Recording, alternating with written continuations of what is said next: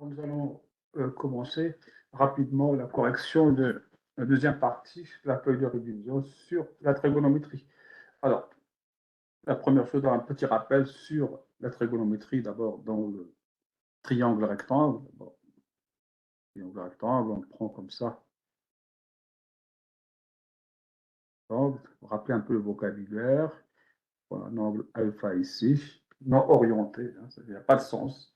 Alors, cet angle-là, donc il y a un côté qui est opposé, donc de mesure A, un côté qui est adjacent de mesure B, et ça c'est l'hypoténuse de mesure C, et on sait, relation de théorème de Pythagore, on a A carré plus B au carré égale C au carré. Et bien maintenant, pour les fonctions trigonométriques, définir le sinus alpha comme étant le côté opposé, c'est très important, sur l'hypoténuse. C'est A sur C.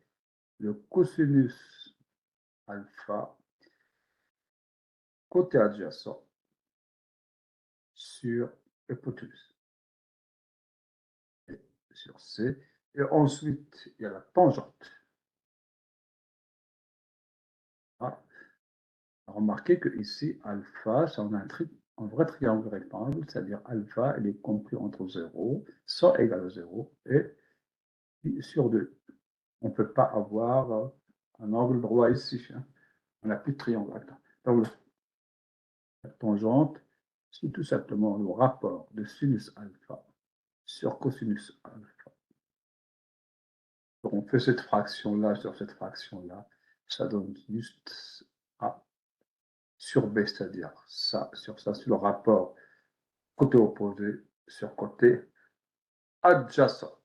Alors, ce relationnel nous donne la relation fondamentale dans le cercle, dans le triangle rectangle, c'est cette relation fondamentale, c'est quand on fait cosinus carré plus sinus au carré.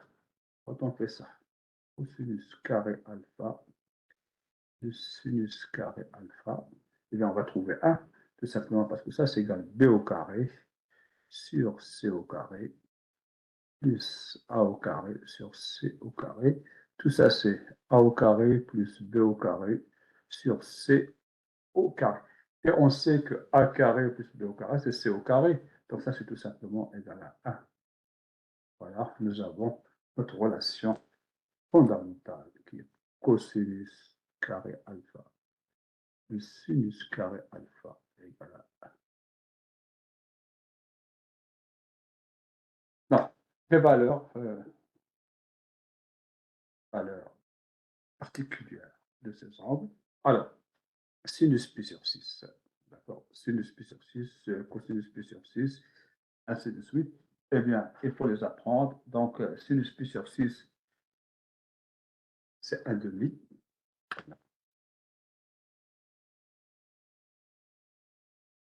Si vous faites au carré, ça fait 1 quart. Le cosinus, c'est racine carrée de 3 sur 2. Au carré, c'est 3 quarts. Ça au carré plus ça au carré égale 1. Alors, sur 4, c'est le plus facile.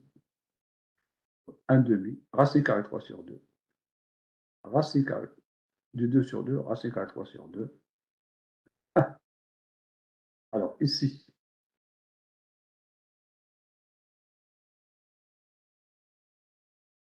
un demi et 0. Vous voyez, donc 1 demi, 1 demi, racine carré 3, racine carré 3. Ça s'échange entre pi sur 6, pi sur 3, pi sur 4. C'est ça. Alors ça, on le verra tout à l'heure parce qu'on ne peut pas le faire dans le cercle, dans le triangle rectangle, à cause de ça. Hein, d'accord. Donc, dans chaque exercice de trigonométrie, la première chose à faire, c'est écrire ça, à partir duquel on peut trouver tout le reste, tous les angles usuels. Hein, d'accord. La tangente, ça se calcule. La tangente, c'est le rapport. C'est ça sur ça. Ça fait 1 demi sur racine carré 3 sur 2. Ça fait 1 sur racine carré 3. C'est pareil. Là, ici, c'est 1. C'est pareil ici. C'est racine carré 3. Et ici, pi sur 2, 1 sur 0, vous voyez, ce n'est pas possible. La tangente n'est pas définie pour les angles droits. Alors, maintenant, la deuxième partie, c'est tout simplement l'utilisation du cercle trigonométrique. Alors, d'abord, avant de faire ça, un petit mot pour décrire comment les choses se passent dans un cercle trigonométrique. Alors, on va en prendre un. Un cercle trigonométrique. Un cercle trigonométrique, c'est quoi? D'abord, c'est un cercle. C'est un cercle de rayon 1. Centre 0 ici, le rayon 1, donc ici c'est 1, c'est moins 1, et c'est moins 1, vous voyez, de valeurs positives et négatives. Il est orienté de la façon suivante. Si on tourne comme ça, dans ce sens-là, c'est le sens positif, c'est le sens contraire aux aiguilles d'une montre. À partir de là, vous voyez, c'est là, là c'est le 0, hein, c'est l'angle 0, l'angle nul, l'angle plat. Si on tourne ici, alors, prends un point, vous voyez, vous prenez un point comme ça ici, sur ce cercle-là, vous tracez cette droite. Là, eh bien, à partir de l'axe des X, vous avez un angle alpha. Évidemment, vous pouvez prendre n'importe quel point, vous pouvez prendre, je ne sais pas, vous pouvez prendre ce point-là. Si vous prenez ce point-là, eh bien, vous voyez, vous avez ça, vous avez votre angle θ, hein, par exemple, et bien cet angle θ, on le mesure à partir de là, vous voyez, et on descend là, comme ça. Et ça permet de mesurer, disons. Alors, après, les valeurs, vous voyez, vous pouvez aller de là, l'angle plat ici, c'est 0, ça, dans ce sens-là. On arrive ici, c'est un demi-cercle. Mais on peut aussi tourner de l'autre côté.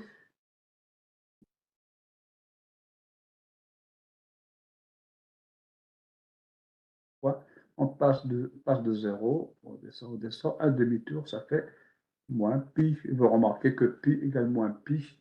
On dit modulé de pi, vous voyez, vous avez pi, vous faites un tour, vous avez moins pi dans un sens ou dans un autre. C'est la même chose. On dit que pi égale moins pi. Modulé de pi, ça représente au même point sur le cercle trigonométrique. Voilà. Alors maintenant, à quoi ça nous sert? À quoi ça nous sert pour le sinus et le cosinus? Alors, on va faire, prendre le formulaire pour mieux voir.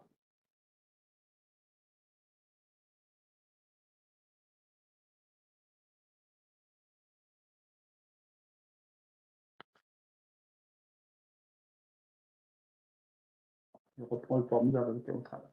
Vous avez un point ici. Ça correspond à l'angle alpha. D'accord? Ça correspond à l'angle alpha. Alors, vous projetez ça ici sur l'axe des X et vous faites une projection là sur l'axe des Y. Alors, sur l'axe des X, ça va être le cosinus. Sur l'axe des sinus, ça va être, sur l'axe des Y, ça va être le sinus. Pourquoi? Eh bien, pour une raison toute simple. Une raison toute simple. Regardons. Pour cette raison-là. Et le cosinus alpha égale. Alors, cosinus alpha, on a ici un triangle rectangle. Le point du cercle, sur le cercle, on a un triangle rectangle. Alors, le cosinus, c'est côté adjacent, d'accord? Côté adjacent sur hypoténuse. L'hypoténuse, vous voyez, c'est l'hypoténuse. L'hypoténuse, c'est 1. On est dans un cercle de centre 0 rayon sur 1. Donc, c'est égal tout simplement la mesure du côté adjacent. La mesure du côté adjacent, c'est quoi? Eh bien, c'est tout simplement ça, là. Vous voyez? Donc, ça, c'est le cosinus. C'est la projection de ce point-là sur l'axe des X. Ça donne tout simplement le cosinus. Alors maintenant, si on fait la même chose avec le sinus, si on fait la même chose avec le sinus, nous aurons sinus alpha égale. Donc, côté opposé, alors, vous voyez, côté opposé sur l'hypoténuse. L'hypoténuse, c'est 1. Donc, c'est tout simplement le côté opposé. Côté opposé, c'est ça. Eh bien, en faisant la projection, c'est tout simplement ici. Donc, le sinus, c'est la projection de ce point-là sur l'axe des Y. Et on définit ainsi le sinus et le cosinus d'une autre manière, en tenant compte de l'orientation du cercle. Par exemple, j'ai un angle comme ça, vous voyez, hop, ça c'est un angle comme ça. Je veux son sinus et son cosinus. D'abord, à quoi ça correspond cet angle? Vous voyez, vous tournez par là, hop, jusqu'à là, ou pour simplifier, c'est jusqu'à là, vous voyez, cet angle-là. Alors, comment définir son sinus et son cosinus? Eh bien, le sinus, on va dire, c'est la projection ici, on va la lire ici. C'est ici, voilà. La même chose pour un angle négatif ici, hein, d'accord, il est là. Le cosinus, il est là. Le sinus, il est là. L'angle, bien sûr, il est comme ça, hein, vous voyez, on traverse là et on vient jusqu'à ici, dans ce sens. Voilà, donc ça permet de définir le sinus et le cosinus. Alors, la tangente, c'est tout simplement le rapport entre les deux. Et voici donc les valeurs qu'il faudra apprendre à chaque fois.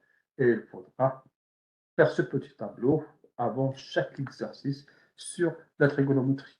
L'intérêt, le deuxième intérêt de cercle trigonométrique, c'est à partir de ces valeurs-là, des angles, pi sur 6, pi sur 4, pi sur 3, on peut calculer le cosinus et le sinus d'autres angles qui sont déduits par des symétries. Alors, ça, vous voyez, vous prenez un angle θ ici,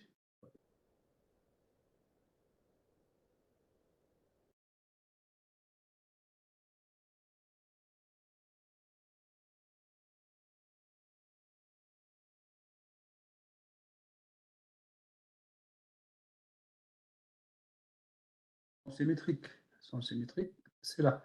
C'est pi moins θ, on met un moins, ça fait moins pi plus θ, vous voyez, ça fait moins pi plus θ, mais c'est aussi, bon, si on veut, c'est θ plus pi, vous voyez, ce θ là, si vous ajoutez pi, ben c'est la même chose, hein, d'accord, c'est le même angle. C'est le même angle. Ah. Ce rectangle fondamental associé à n'importe quel angle ici, les quatre. Ça peut vous donner θ, pi moins θ, θ moins pi et moins θ. Ça peut vous donner leur sinus, leur cosinus et leur tangente. Facilement, vous voyez les relations. On n'a pas besoin, par exemple, cet angle-là ici, je veux son cosinus. Eh bien, le cosinus, il est là. C'est le symétrique de ce cosinus-là. C'est moins cosinus θ. Je veux le sinus. Le sinus, il est ici, c'est le symétrique de celui-là, c'est moins sinus θ. Donc, les relations trigonométriques, il suffit juste de les lire là-dessus. Alors là, donc, on rappelle le grand cercle ici. Vous vous retrouvez, c'est sur un cercle fondamental. Il faut le faire, il faut le dessiner à chaque fois que vous avez besoin. Chaque fois que vous avez un calcul trigonométrique, il faut le dessiner.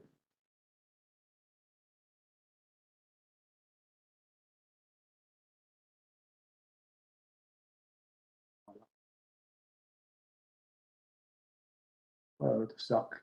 Alors, les valeurs, vous voyez, il y a la valeur pi sur 6, la plus petite. On a un rectangle qui est associé, 5pi sur 6, moins 5pi sur 6, et moins pi sur 6, on peut calculer leur sinus, leur cosinus en faisant des projections. Alors, on a pi sur 3, c'est pareil, on a un rectangle associé, et on a pi sur 4, on a le rectangle associé. Donc, on a toutes les symétries fondamentales ici. C'est très facile de trouver les sinus et les cosinus de tous les angles. Alors, si je veux moins 5 pi sur 4, eh bien, qu'est-ce que moins 5 pi sur 4, ça m'évoque pi sur 4.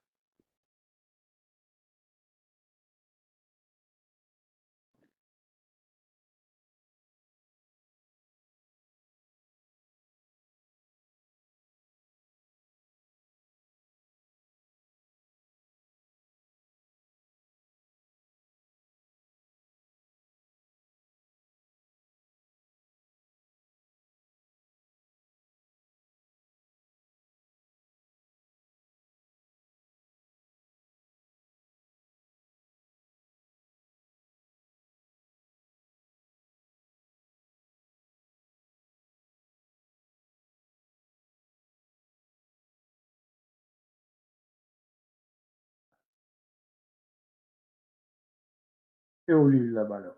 Voilà, le cosinus.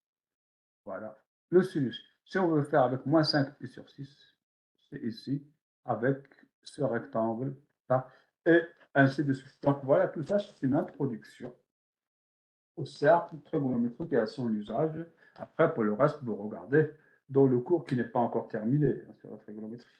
Voilà. Donc, restons sur les choses élémentaires. Voilà. Donc, pour le cercle, maintenant, la question, c'est représenter. On revient à la question 2. D'accord. On revient à la question 2. Représenter ces angles. Alors, pi sur 6, c'est celui-là. On va le matérialiser. Ça. D'accord. Il faut comprendre, c'est comme ça. Hein. Il faut comprendre, c'est ça. D'accord. Alors, pi sur 3. Alors maintenant, moins pi sur 4. Alors, moins pi sur 4, c'est en bas. D'accord. C'est en bas. Donc, pour tracer moins pi sur 4, je vais tracer pi sur 4. Pi sur 4, voilà, il est là. Sur 4. Alors, pour moins pi sur 4, eh bien, on fait le symétrique. Alors là, il faut un angle droit, vous voyez. Vous avez moins sur 4. On fait comme ça. Hop. Alors, cet angle-là, bon, si on veut le matérialiser ici, c'est ça. C'est toujours à partir de l'axe des x qu'en mathématiques, les angles sont mesurés. Il ne faut pas confondre avec les exercices de physique. On prend un angle, c'est l'écart entre deux droites, entre une corde et un support, par exemple. D'accord.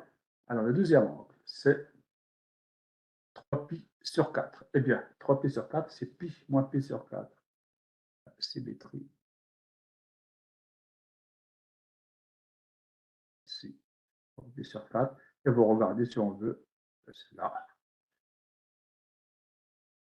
C'est le triangle, c'est le rectangle fondamental ici. Alors après, moins 5 pi sur 6. Moins 5 pi sur 6, ça évoque genre pi sur 6, d'accord. Alors, pi sur 6, 5 pi sur 6.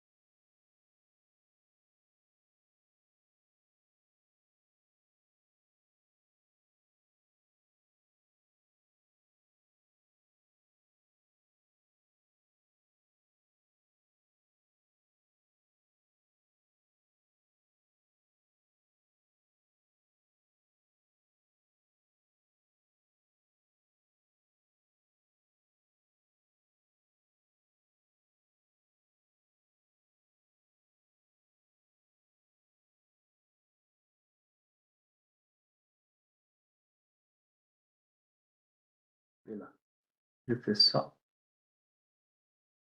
ça.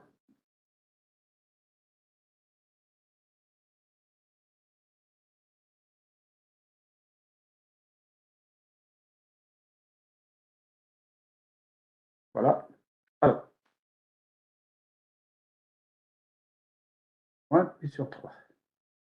Pi moins pi sur 3, ça fait 2 pi sur 3. Et là, moins 2 pi sur 3. Alors, l'angle qui le concerne, c'est celui-là. Moins 2 pi sur 3, vous voyez. Ça suffit, de toute façon, ça suffit de l'avoir ici. Hein. Mais si on veut comprendre, eh bien, c'est ça. On part de là et on fait comme ça jusqu'à là. Vous voyez, c'est cet angle-là.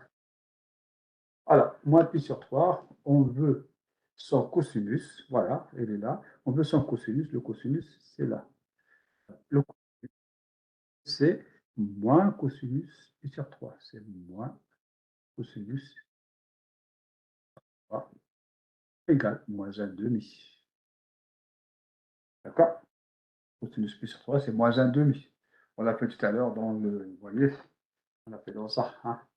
Il faut toujours d'abord faire ce truc-là. Cosinus pi sur 3, c'est 1 demi, pi sur 6 sera 5 à la 3 sur 6, ainsi de suite. Il faut toujours, avant chaque exercice, écrire ce petit tableau trigonométrique qui peut servir. Alors, sinus, c'est moins, le sinus, c'est moins sinus pi sur 3, égale moins racine carrée 3 sur 2. La tangente, c'est le sinus sur le cosinus. Sinus sur cosinus, bien sûr, de moins 2 pi sur 3. Ici, moins 2 pi sur 3. Donc, ça, c'est égal moins racine carrée 3 sur 2 sur moins 1 demi égale racine carrée de 3. Voilà. Pour cet exercice, vous voyez, là, on a fait moins 2 pi sur 3. On peut le faire pour 3 pi sur 4, moins 3 pi sur 4, moins 5 pi sur 6, comme en cours, ainsi de suite. D'accord? On trouve l'angle référence et on fait le rectangle et on cherche. Alors ici, on veut des équations. Des équations élémentaires. Là, on est censé être sur des choses très, très, très, très élémentaires. Hein. Donc, pour ceux qui ont fait, normalement, c'est au programme de première, mais bon, ça a été zappé par beaucoup de monde. Donc, ceux qui ont fait maths experte sont plus nombre complexe, donc ils ont pu utiliser le cercle trigonométrique. Malheureusement, les autres qui n'ont pas fait maths experte n'ont pas pu avoir l'occasion d'utiliser le cercle trigonométrique. Dans la plupart des cas, alors cosinus x égale 0. Alors, cosinus x égale 0, c'est les angles droits dans le cercle trigonométrique. On tourne ici, c'est plus, c'est moins. Alors ici, c'est pi sur 2. Ici, c'est moins pi sur 2. Donc, on est sur moins pi, d'accord? Donc, il y a deux solutions. Donc, moins pi sur 2 et pi sur 2. Alors, cette équation-là, cosinus égale racine carrée de 3. Alors, le cosinus, vous voyez, axe des x et le compris entre moins 1 et 1. Alors, cosinus et moins 1, la même chose pour le sinus x entre 1 et moins 1. Donc, ce genre de choses-là, il est affreux. Pas de solution, c'est l'ensemble vide, il n'y a aucune solution. Le cosinus ne peut pas dépasser 1. D'accord? Il n'y a pas de solution. Alors ici, maintenant, dans l'équation sinus x égale racine carrée 3 sur 2. Alors, déjà, nous allons penser à une valeur qu'on connaît. Il ne s'agit pas de faire d'équation. Un angle qui a pour sinus racine carrée de 3 sur 2. Alors, toujours, vous voyez, votre petit tableau, sinus racine carrée 3 sur 2. Vous voyez, sinus x racine carrée 3 sur 2, c'est pi sur 3. Vous voyez, vous avez votre angle, vous l'écrivez. Vous avez pi sur 3. Voilà.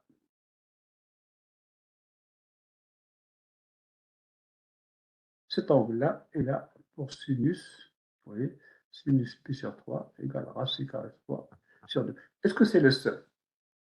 On va voir. On est sur le cercle trigonométrique.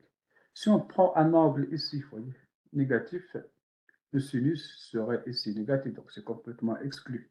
Si on prend un angle dans ce quart de cercle, ce n'est pas possible, il sera inférieur ou supérieur à racine 4 sur 2. Mais on veut ça, donc on prolonge ici, et on a cet angle-là. C'est le symétrique encore par rapport à l'axe des Y, ça c'est 2π sur 3, vous voyez, avec le cercle trigonométrique. On a sinus pi sur 3 égale sinus de pi sur 3. D'accord? Donc on a ici pi sur 3, de pi sur 3, et ont le sinus racine 4 sur 2, et ils sont tous les deux sur le cercle, ce n'est pas la peine d'aller chercher plus loin. D'accord? Alors cet angle-là, évidemment, c'est celui-là, pi sur 3. Celui-là, évidemment, c'est celui-là de pi sur 3. Voilà pour la petite révision pour la trigonométrie. Donc, les valeurs usuelles, le cercle trigonométrique, on matérialise les symétries avec un rectangle et à partir de là, on peut écrire ce qu'on veut. Les équations, ça c'est les équations de base dans le cercle. Nous allons faire des choses plus élaborées dans le cours à fur et à mesure que l'avance. Allez, donc je souhaite une bonne soirée. À plus tard.